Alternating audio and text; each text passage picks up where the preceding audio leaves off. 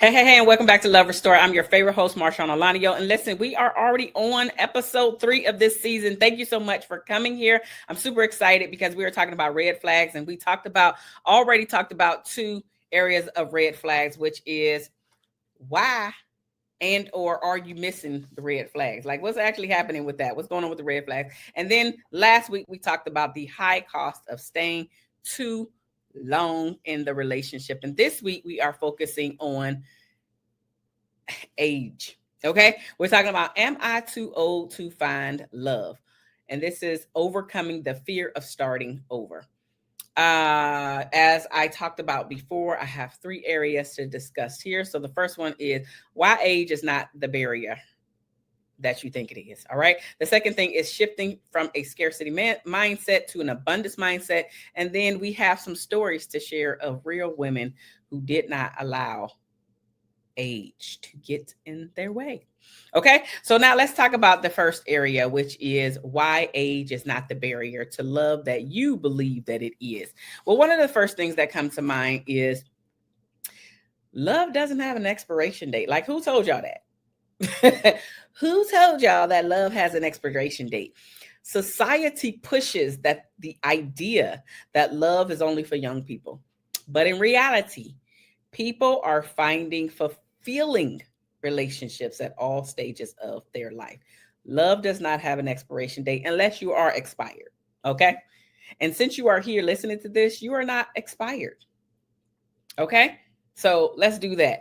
And let me back up because I did not say what we doing. I just jumped right into it because I'm super excited to be here. But you are listening to KCCR Brownstone Cityscapes Radio, and I am your host, Marshaun Olaniyan, and this is Love Restore. So welcome. For the next 30 minutes, as you already know, we are talking about this ageism and am I too old to find love? Because a lot of people think that when they get this gray, salt and pepper, gray, whatever, when they start to get this gray, and especially if the relationship did not work out, whether they had a breakup, whether they had a divorce, and or if they have never gotten married before, they're like, okay, so I'm starting to get old. And when you start using the word old, you start to feel old. And I'm not saying that we're trying to defy our true age or anything. However, words are very powerful. And so if you believe and feel that you are old, your body will start to adjust to being just that. And so just understanding that words have power. Okay. Now let's move back into it because I was super excited. I forgot to introduce myself. Okay. Love does not have an expiration date. It doesn't.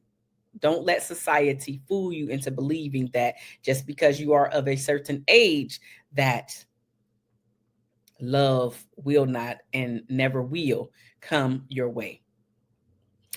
Another thing that comes to mind about age and it not being a barrier is that your emotional maturity leads to better choices.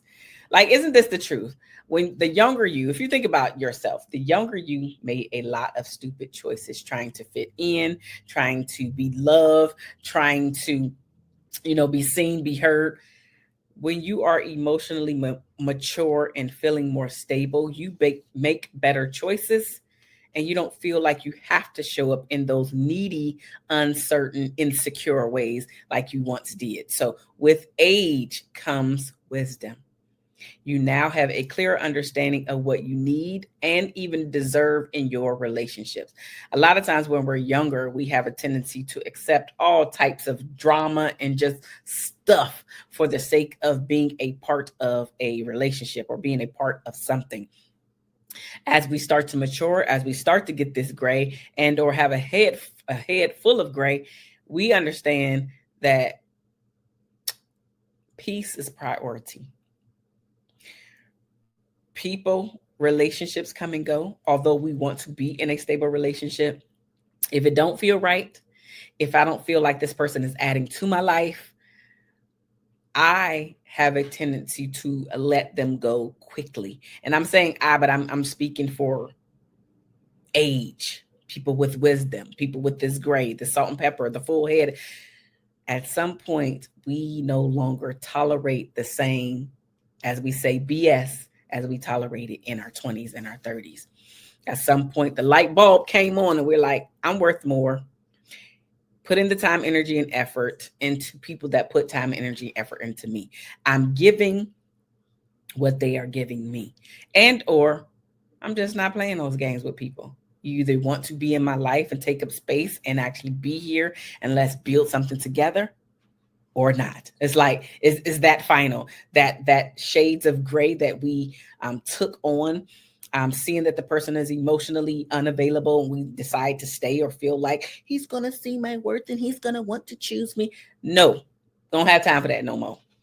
You either gonna see it or you don't. And we're actually okay with you seeing it, but we're also okay with you not seeing it.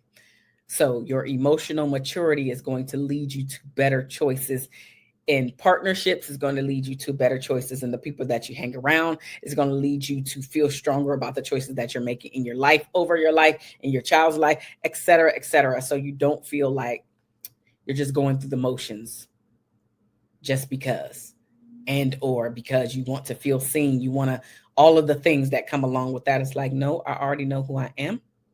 I know what I want. I know what I'm willing to tolerate. I know what my deal breakers are. I know what type of relationship I want. So you have all of these lists of things that are non-negotiable in your life. And that's a part of you maturing. That's a part of you experiencing. That's a part of you not being able to take full ownership of who you were earlier in life. And now you're just like, no. Another reason why age is not a barrier like you think it is because more people are dating later in life. The divorce rates, changing of the priorities, and our longer lifespans means that many people are actively looking for love in their 40s, 50s, 60s, and even beyond. So love has no expiration date, as I mentioned. Age is not the barrier that you think it is. Get you together. So when the next person comes along, you can recognize these red flags sooner. You will not be wasting time, energy, and effort that's not needed. You will understand the things that you need in life because you have taken the time to say, you know what? I pointed the finger, or I was the person that pointed the finger at everybody in my 20s, 30s, whatever. And now I realized that I wasn't perfect. I realized that my stuff does stink. I realized that there were areas in my life that I needed to work on. And I started to work on and work through those areas that I was weak in. You're willing to take more accountability as you age. You're willing to take full ownership for the things that you did wrong, the ways that you showed up that weren't as pretty, right? Your own toxicity that you brought to the table. Willing to do things and see yourself in a different light, which is why you're no longer allowing people to come into your life to take up space that should not be there. Age is not a barrier that you believe that it is, because you're not starting from scratch, sis. You're starting from experience. Every past relationship has taught you valuable lessons that will help you to choose better moving forward. The work that you had to do on yourself to understand what lessons you learned from each breakup helps you as you become more mature. That's why we have such stern non-negotiables as we age. It's like, I dealt with that before. I see the writing on the wall when this is presented to me. I didn't like it then. I'm no longer liking it and or allowing it to even be a part of where I'm at in my life right now. I'm not going backwards. I'm moving forwards. And so I need somebody just as emotionally compatible as I am, if not further ahead. Being able to, okay, actually hear and listen, not overspeak the person, not overtalk them or make them feel bad. It's just like, okay, instead of me listening to respond, I'm actually listening to understand. So what did you mean by that? Asking deeper questions, because you're not all in your feelings. You know everything is not about you, and you're just like, okay, I'm really trying to understand what's actually happening in this moment right now. I'm not a fan. So let's talk through these things, not sweeping things under the proverbial rug, because we understand that does not get us anywhere. being able to act like an adult in this thing that we call a relationship. We're able to take on the challenges that relationships bring, understanding that it's not just 100% about this person, because experience, we have life, we have other responsibilities that we have to take care of. So it's not always 100% focused on the person. It's understanding that, hey, tonight I can't talk for whatever reason. You know what? I actually need to focus over here right now, and being able to understand that we are going to get together on this date, and then both of y'all making time for one another, because your life is full, because so many other things are going on in your life, and that you can't just give all the time, energy, and effort that you once could when you were in college, or just when you were younger and had much less responsibility. So all of that is to say, you're not starting all over, you're starting from experience. And if you have not done the work on what each relationship taught you, what lessons, please do that. Because there are some gray-haired fools.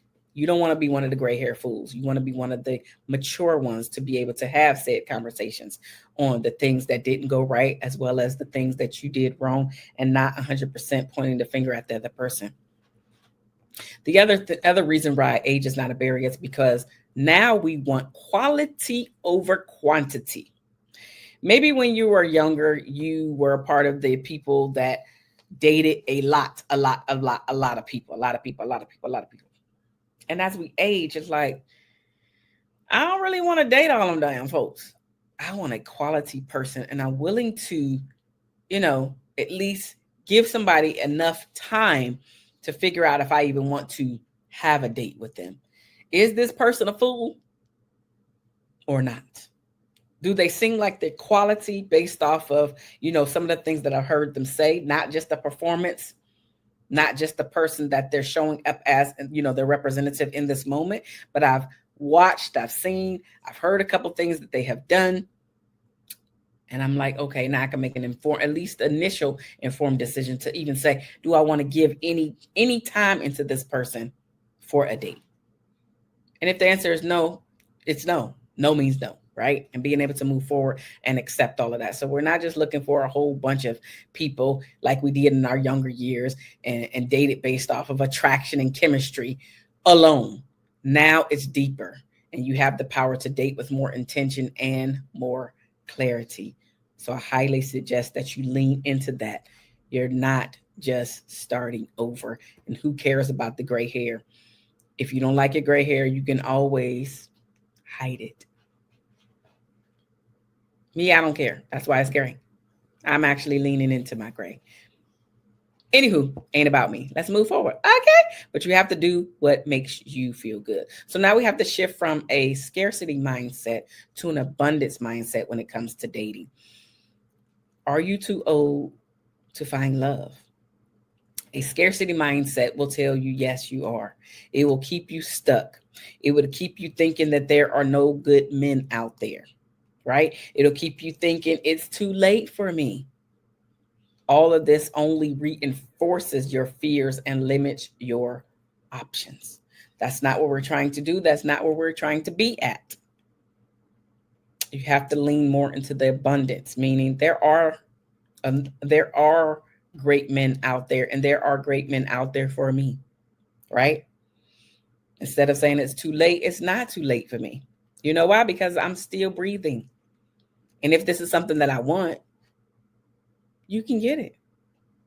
It doesn't mean it's going to happen in your timetable. So you have to be open to it taking longer or maybe even shorter time than you realize. But just understanding, just because you're ready to do it right here and now, you've made a conscious, intentional decision to start dating again, does not mean you're going to find your person right away. But at least you know what you want, and you are open to the possibility, and not allowing your gray hair to keep you stuck on the same cycle and or in the same toxic relationship because I'm getting older.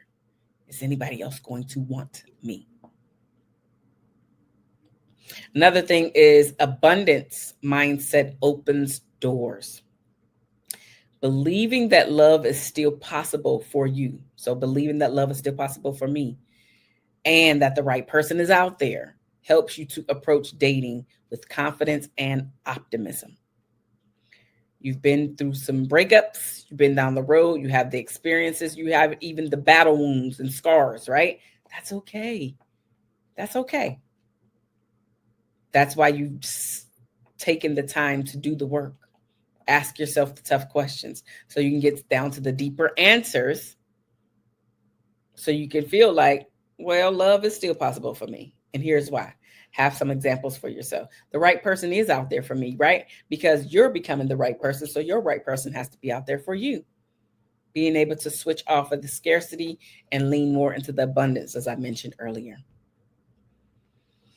Shifting from the scarcity mindset to abundance mindset in dating helps you to expand your dating pool. Being open to different types of men, being open to dating apps, being open to new social circles, and even unconventional ways of meeting people. All of these things can help you to lean in and or open up the door for the possibility of you meeting your person. Understanding that the dating apps might not have been around and or not as popular before you get back into this market, and that's okay. And so we're leaning into what you don't know instead of running away from it. Well, I only want to meet somebody. I only want to meet some people or somebody in person. Realizing that there are other ways to meet people, and being on the internet can open up your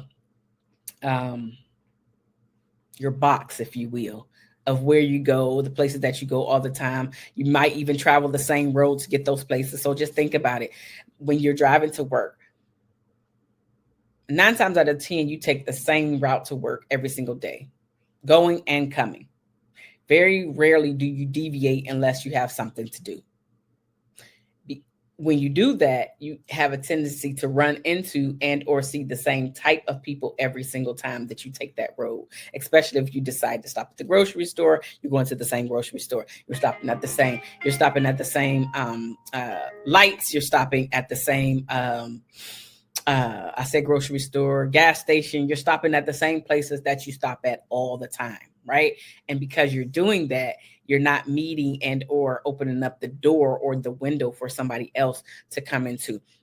I'm saying all that because dating apps can do that. And I remember when I was on the dating apps, I literally was talking to and or meeting people that didn't live in my immediate area. And so they're like suburbs, and as well as areas that I just don't travel to as frequently for whatever reason. And the dating apps help me to still date people in my city that I would probably never run across because I don't go to those particular areas all the time. And so just understanding that dating apps can open up the proverbial door for you to meet even more people. And then also understanding the events that you attend. Maybe it's time for you to open up the door, open up the window for you to start attending different types of events so you can broaden your horizons to the people that you're meeting. And this does not mean that you're always trying to meet somebody in the circle if you if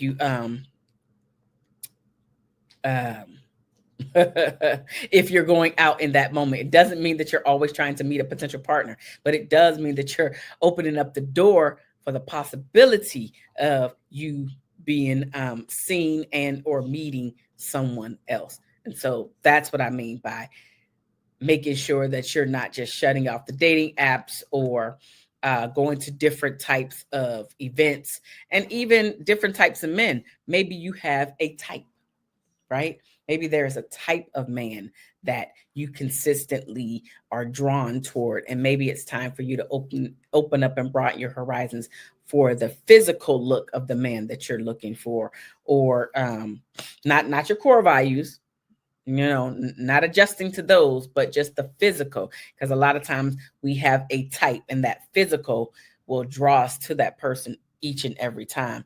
Just being open to different types of men. And I would even venture out to say, this could be your thing. Maybe it's not your thing. This one is controversial, whatever. But even opening up yourself to different races or ethnicities of men. So just being open to the possibility that love can come in all shapes, forms, and sizes. And because you're getting some gray and or have your gray does not mean that you are too old to stop settling, to stop seeing the red flags, or to stay. Overcome that fear. This is what this is: breathing life into yourself, bringing possibility, running from the scarcity mindset and leaning into the abundance mindset is really going to help you to say, I'm not too old. I can be chosen. I can be seen. But I first have to choose me. I first have to believe that I can be chosen before somebody else can choose me. So expand your dating pool. Another way to shift from scarcity to abundance is to reframe dating as an adventure versus a burden. Many people get stuck into the burden, like, oh God, I'm starting all over. I have to do all of this again. I have to meet some people. And so instead of looking at it like that, like, oh, what a drab, you got to do this again. And all of your posture, everything about you is saying, I do not want to do this. Instead of it going that way, it's like, this is a new adventure. This is a new experiences. You're opening yourself up. So instead of seeing it as a chore, view dating or putting yourself out there as a chance to meet new people, enjoy new experiences, and discover more about yourself. Again, every time you walk out the door, every time you're getting ready to meet somebody does not mean this is going to be your person, but it is going to help you to see life in a new light. It is going to help you to be seen as even more beautiful because you are living life. You have a full life. You're not sitting around waiting. You're not just growing old and gray and literally deteriorating before your own eyes. You're like, okay, I got some more gray. I got some more wisdom. I know what I'm willing to do. What I'm willing to put up with, the things that I'm not willing to put up. I know the type of relationship that I want. I know what my core values are. Maybe you didn't know what your core values were when you were younger, but now you do. And so now when the man comes and he's saying the things that are not in alignment with where you want your life to go, you can immediately disassociate yourself with that person. Can immediately go the other way. And that's okay. That's what we should be doing. This is how we are building these beautiful relationships, by just understanding who we are, what we want, our self-worth, understanding that we don't have to tolerate and or put up with something that is not adding to our life. And I remember when I was personally in a relationship that I ended because I felt like this person was consistently subtracting from my life. There was never an addition. And once I recognized this as a red flag, because honestly, it took me a little while to recognize it as a red flag, because my beliefs are when you're in a relationship, when you're in a relationship that you do certain things. But what I was doing it at the wrong time. I was doing it as his girlfriend.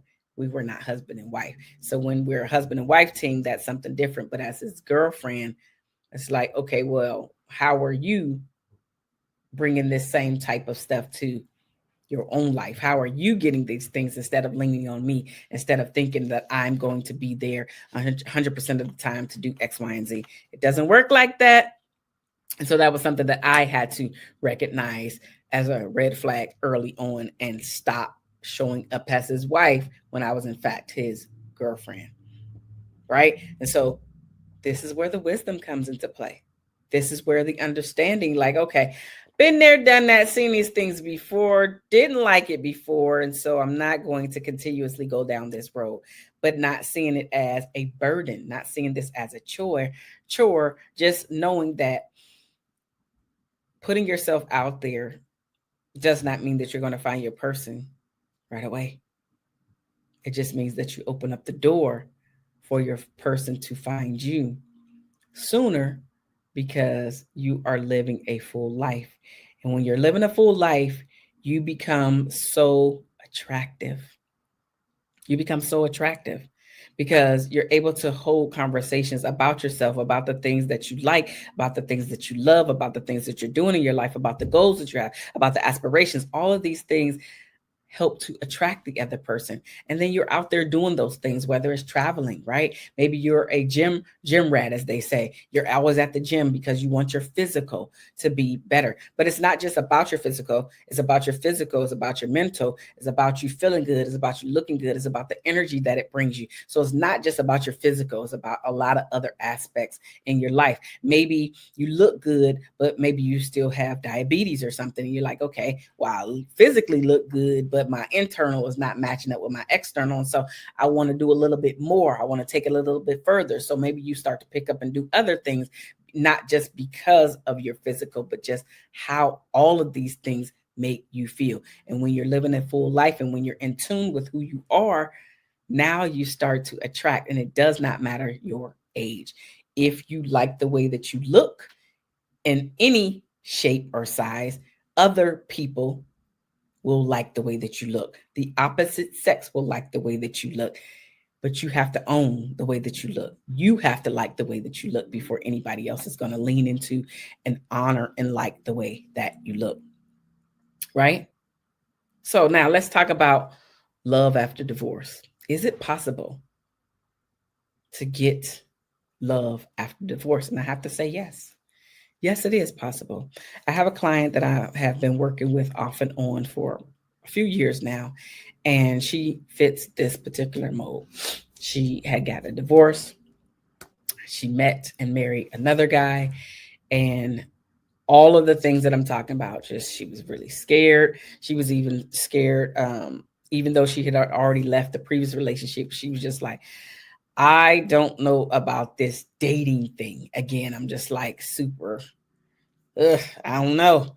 And we talked about why she was feeling that way. Like we went through some exercises. She did some internal work and we were trying to figure out what was actually happening and getting down to the deeper root. But then once she started putting herself out there, intentionally putting herself in spaces that she was kind of uncomfortable being in, opening herself up to different types of men, again, not necessarily ethnicity wise, but just she would go for men that had a certain look before, and then she started opening herself up to other types of look that wouldn't necessarily capture her attention initially, but they were bringing a little bit more to the table. And so eventually, through the ups and downs of the dating process, once again, she was able to practice a lot of the things that she had learned with us working together. And she is now happily married to a man who doesn't fit necessarily her initial attraction, if you will, but he's bringing so much more to the table that she is even more in love with him. And so they are 50 plus. And so you can find love after a divorce, but you do have to be willing to put yourself out there. You have to be willing to say, okay, these are some of the things that I recognize about myself.